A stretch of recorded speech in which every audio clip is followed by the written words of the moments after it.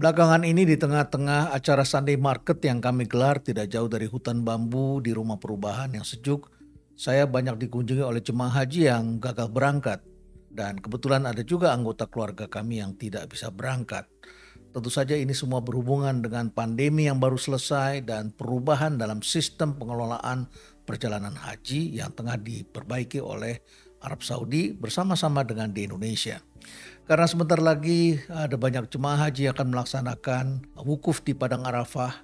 Dengan ini izinkan saya mengucapkan selamat bagi saudara-saudara yang telah terpilih dan bisa berangkat ke Tanah Suci. Semoga saudara-saudara semua kembali dalam keadaan sehat dan menjadi haji yang mabrur. Tentu saja kita perlu membahas ini karena perjalanan haji semakin tahun tentu akan semakin tidak mudah. Karena jumlah penduduk di muka bumi ini semakin padat, semakin banyak, dan berulang kali saya sebutkan penduduk di muka bumi ini sudah 7,9 miliar. Saya dilahirkan ketika penduduk bumi baru menyentuh 3 miliar, sekarang sudah 7,9 miliar. Dan sementara itu tempat untuk menampung juga tidak bisa bertambah. Tapi kalau kita lihat di masa lalu, lihat statistik misalnya tahun 1990, kuota haji Indonesia hanya 71.242 orang. Padahal penduduk kita sudah 181,5 juta orang pada waktu itu. Tahun 2005 sudah bisa mendapat 2 atau 3 kali lipat dari tahun 1990, yaitu menjadi 180 ribuan. Lalu kemudian tahun 2020 sudah bisa 221 ribu dan tahun ini karena pandemi maka yang diberangkatkan turun menjadi separuhnya, tinggal 100.051 orang. Jadi berkurangnya banyak sekali. Walaupun pada saat tahap awal ketika ditawarkan banyak juga yang ragu-ragu ini benar atau tidak, bisa berangkat atau tidak. Dan pada waktu itu Arab Saudi baru memberikan kesempatan orang untuk melepas masker asal sudah divaksin. Dan kita ketahui sekarang ini kita sudah mendapat kesempatan, jadi peminatnya tiba-tiba menjadi membludak. Banyak sekali jemaah haji yang sudah dijanjikan oleh travel agent dan sudah akan berangkat dengan visa yang sekarang ada nama yang baru yaitu Furoda atau visa mujamalah disebutkan begitu. Dan mereka sudah siap-siap, sudah di SMS oleh travelnya, sudah di WA agar segera berangkat ke hotel. Mereka stay di hotel beberapa hari, katanya visa belum keluar. Tunda lagi barangkali besok lagi. Padahal tiket pesawat itu tidak bisa ditunda-tunda, tiket pesawat sudah melekat dan besoknya sudah ada jemaah yang akan berangkat pula. Dan demikianlah ada cukup banyak jemaah haji yang kalau kita lihat itu terdampar di hotel-hotel di sekitar bandara. Dan akhirnya ketika airport sudah ditutup di Arab Saudi, maka kita menyaksikan ada cukup banyak ribuan orang Indonesia jemaah haji dengan visa Furoda tidak bisa berangkat ke Tanah Suci. Di tengah-tengah itu kita juga membaca ada 46 orang warga negara Indonesia yang dipulangkan dari Arab Saudi karena datanya ternyata tidak lolos imigrasi di Arab Saudi. Datanya tidak ada pada sistem imigrasi di pemerintahan sana. Dan tanggal 23 Juni kita ketahui bahwa visa Furoda juga belum turun. Dan kemudian tanggal 30 Juni juga ada travel besar yang ternyata tidak dapat.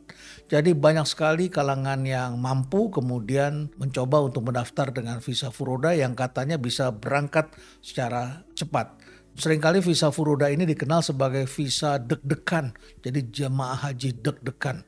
Karena katanya ini merupakan visa sandal jepit tetapi dengan fasilitas hotel bintang 5. Kenapa disebut begitu? Karena ini katanya adalah sisa dari kuota yang tidak terpakai. Jadi seperti Anda misalnya, kalau saya menafsirkan, mohon saya dikoreksi kalau saya salah. Jadi kalau kita pergi ke bandara sebelumnya beli tiket tidak dapat dan kemudian karena ada musibah keluarga, kita go show sajalah ke bandara. Sampai di bandara kita tunggu orang yang tidak terbang. Begitu last minute kemudian kita berangkat. Sambil deg-degan tuh, ada gak nih orang yang tidak berangkat? Ketika tinggal 15 menit sebelum check-in berakhir, kemudian petugas memberitahu kita ada 1 penumpang yang tidak berangkat. Nah ini adalah sisa kuota. Yang menarik kemudian diberitakan oleh televisi ada toh yang berangkat yaitu sekitar 1.700 orang. Dari mana mereka ini? Ternyata mereka ini lebih banyak diurus oleh travel agent yang tidak termasuk dalam Big Ten. Itulah yang saya baca di televisi yang jadi pertanyaan kemana the Big Ten dalam pengurusan haji yang selama ini menjadi andalan masyarakat. Ternyata ada banyak sekali travel yang sekarang sudah bisa mengurus visa Furoda. Dan yang menarik lagi adalah biayanya itu bervariasi dari antara $20.000 sampai ada yang membayar $45.000. Yang sekitar 20 ribuan bisa berangkat, yang 45.000 malah tidak bisa berangkat. Aneh ini. Barangkali ini ada suatu perubahan yang perlu kita pahami bersama karena tahun depan pasti peminatnya semakin meningkat sementara kuotanya karena di masa pandemi itu mulai turun. Saya coba baca liputan dari sebuah media ini berdasarkan data dari sistem informasi haji kita. Di sini sumbernya adalah dari merdeka.com. Disebutkan daftar tunggu keberangkatan ibadah haji semakin lama. Di Indonesia orang yang ingin pergi berhaji harus menunggu sekitar 20-30 tahun lamanya. Apalagi kemudian sekarang ada ketentuan bahwa untuk berangkat haji itu maksimum usianya 65 tahun. Bayangkan kalau Anda baru sadar di usia 60 tahun dan Anda masa tunggunya adalah 5-10 tahun, apalagi 20 tahun, kemungkinan besar Anda tidak bisa berangkat. Dan untuk ikut rombongan haji khusus atau dulu kita kenal sebagai ONH+, itu barangkali memerlukan 5-7 tahun. Nah, oleh karena itulah maka mereka yang berada di bawah 60 tahun sekarang berlomba-lomba agar tahun depan sudah bisa berangkat. Apalagi juga biayanya juga sangat bervariasi.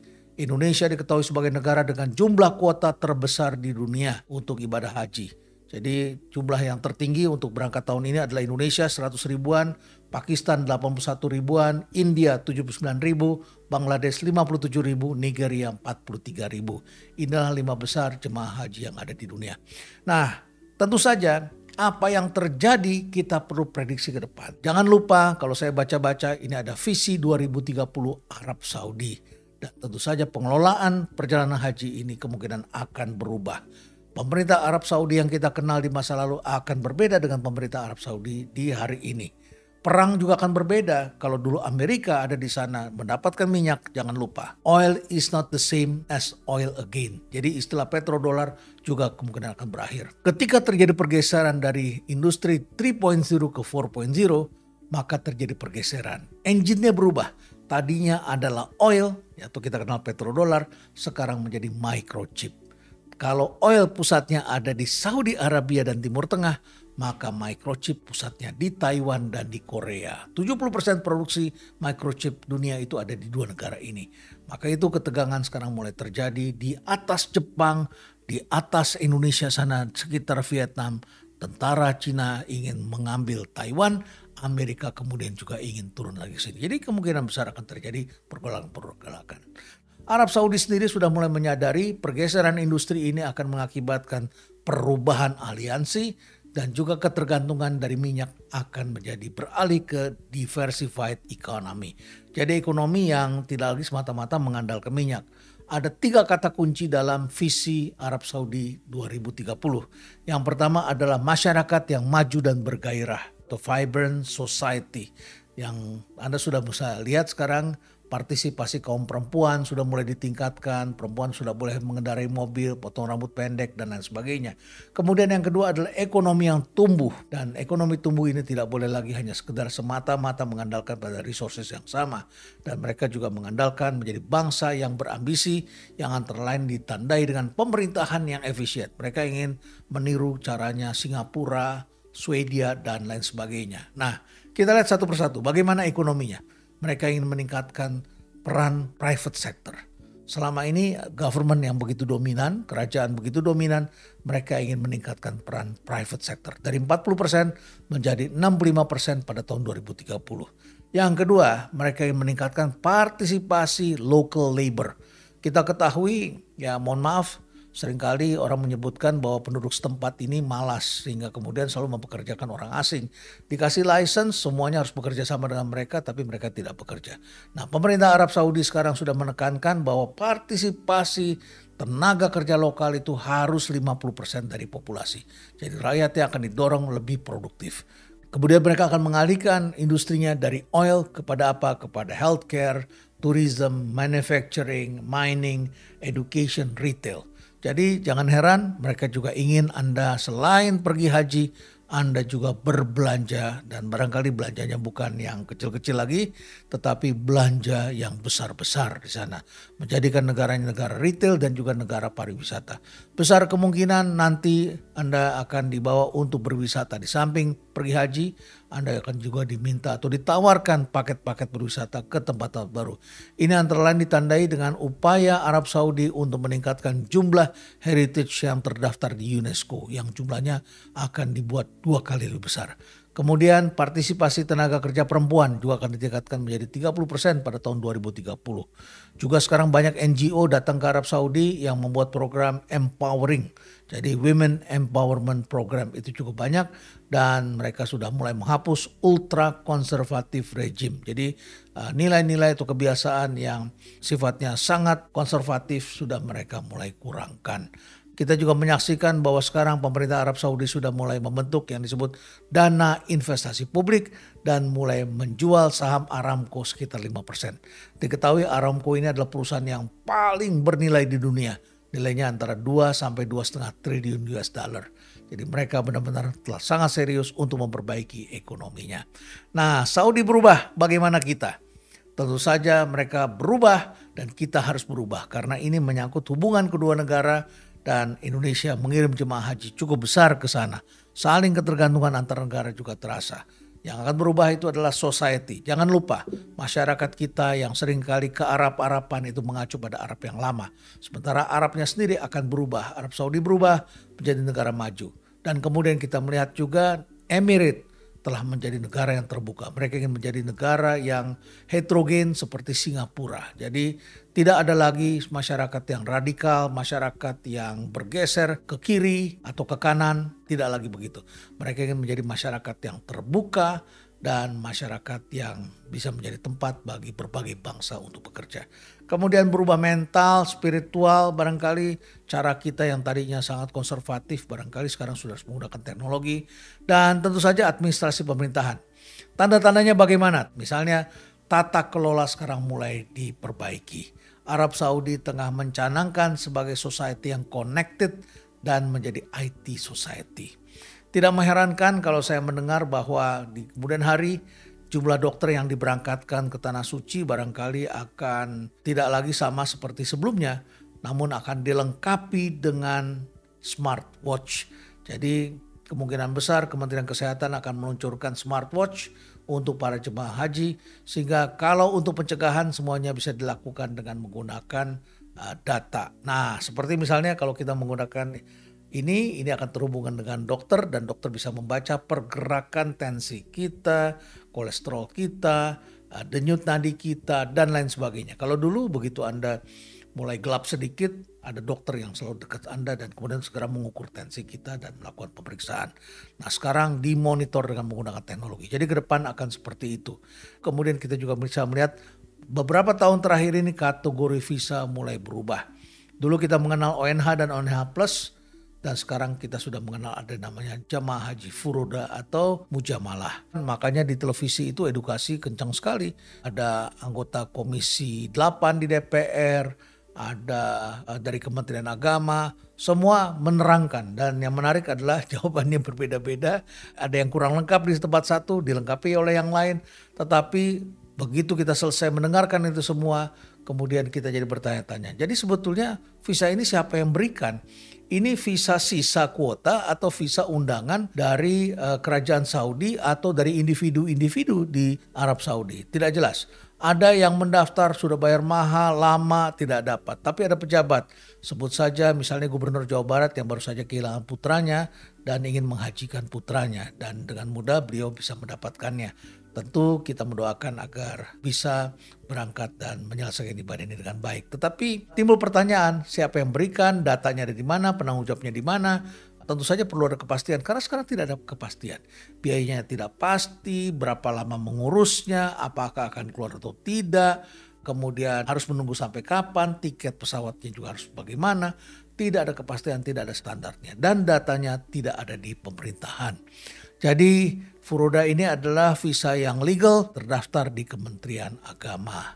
Nah, oleh karena itu maka kita perlu memperjelas ini karena ini adalah soal bagaimana kita menata. Jadi perlu ada suatu dialog antar Kementerian Agama dengan tentu saja Kedutaan Besar Arab Saudi atau dengan pemerintah Arab Saudi. Dan ini tidak bisa ujuk-ujuk karena sering terjadi kalau ujuk-ujuk tidak bisa dieksekusi. Nah, edukasi publiknya jadi oleh siapa nih? Oleh Kedutaan Saudi atau otoritas di Kementerian Agama. saat ini kita sudah mulai menyaksikan karena ribuan orang tidak bisa berangkat. Dan mulai saling menyalahkan satu sama lain, walau ini adalah orang-orang yang pergi sudah ikhlas, siap menerima tantangan, dan mereka mengatakan belum waktunya. Tetapi mereka juga terkejut karena ternyata ada yang bisa berangkat dari travel yang kecil-kecil. Travel kecil ini entrepreneurship-nya luar biasa. Kok bisa mengurus dan lebih baik? Mengapa travel yang besar-besar? Apakah mereka sudah nyaman ataukah mereka juga subject to disrupted? Jadi kemungkinan besar travel yang besar-besar sudah nyaman ini juga bisa saja tersalip oleh travel yang kecil-kecil yang upayanya bersungguh-sungguh. Nah, kemudian kita juga mendengar kabar ada pengembalian 10.000 kuota yang sudah disetujui oleh pemerintah Arab Saudi. Jadi ini kelihatan ada sedikit ketidaksesuaian satu sama lain. Jadi diberitakan bahwa ada Pak Menko pergi ditugaskan Presiden untuk melobi mendapatkan tambahan kuota. Diberikan, tapi sayangnya katanya diberikannya adalah 10 hari sebelum keberangkatan. Jadi tidak bisa digunakan. Nah, oleh Kementerian Agama kemudian dikembalikan kepada pemerintah Arab Saudi. Katanya tidak mudah untuk bisa mengeksekusi dalam waktu yang pendek. Sementara di lain pihak, travel besar sudah menunggu muntahan yang tidak bisa diberangkatkan dan kemungkinan besar ini yang dijual sebagai visa furoda. Jadi ini akan dipakai oleh jemaah-jemaah haji yang sudah mampu tadi, sudah menunggu dan mereka bersedia tentu membayar. Nah, ternyata ini karena dikembalikan dan mereka bilang kenapa tidak dikasih kepada kami. Tapi Kementerian Agama juga mengatakan ya tidak mungkin karena ini prosesnya panjang dan waktunya sangat pendek.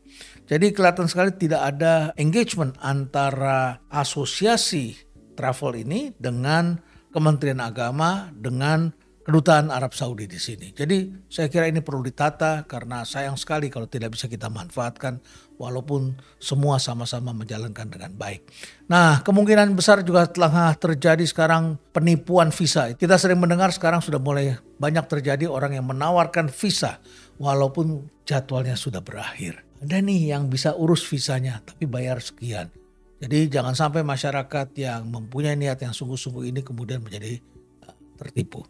Sekali lagi ini perlu kita tata karena sekarang ini kita menyaksikan tidak ada standarnya.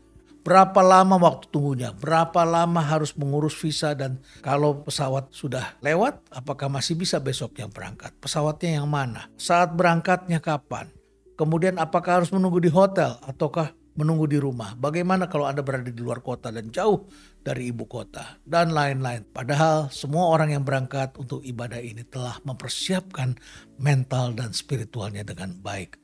Anggota keluarga saya juga ada yang akan berangkat tapi juga gagal, sudah mempersiapkannya dengan sangat baik. Kopernya sudah siap di bawah, nama sudah tertera. Pagi hari sudah diberitahu visa sudah keluar tetapi tidak ditunjukkan digitalnya. Jadi tidak bisa dipastikan juga. Dan kemudian ketika akan berangkat ke airport diberitahu tinggal di rumah. Kemudian hari berakhir, padahal itu adalah jadwal pesawat, tidak bisa berangkat. Besoknya sampai kemudian diketahui banyak orang yang harus kembali dari hotel di airport. Bahkan ada sementara orang yang masih menunggu di sana, masih berharap jangan-jangan walaupun airport sudah ditutup di Arab Saudi akan terjadi keajaiban. Sayang semua ini tidak terjadi dan banyak orang yang kemudian kecewa. Jadi kita perlu mendapatkan kejelasan, masyarakat juga perlu mempersiapkan diri. Karena ke depan untuk menjalankan ibadah haji ini akan menjadi jauh lebih kompetitif dan tentu saja Anda perlu berhitung. Ya, umur di tangan Tuhan, tetapi manusia perlu merencanakan karena di sana telah ditetapkan maksimum 65 tahun. Semoga kuotanya akan kembali normal dan akan lebih banyak lagi jemaah dari Indonesia yang bisa berangkat. Dan saya mendoakan keluarga kita yang berada di Arab Saudi, bangsa kita yang berada di sana, kembali dengan sehat, kembali dengan selamat bersama keluarga, dan menjadi haji yang mabrur. Di samping tentu saja pemerintah dan para stakeholders termasuk travel agent membenahi keadaan ini. Saya mengundang Anda untuk datang, dialog, dan diskusi dengan saya. Apapun latar belakangnya karena saya tengah membentuk banyak komunitas. Dan komunitas itu datang setiap hari Sabtu dan Minggu di area kami di Rumah Perubahan Jakarta Escape. Mari kita bicara dengan rileks, kita pecahkan persoalan-persoalan yang kita hadapi dengan kepala dingin. Sekali lagi selamat menjalankan ibadah haji. Semoga Anda selalu sehat dan selalu berada dalam berkat Tuhan. Stay relevant.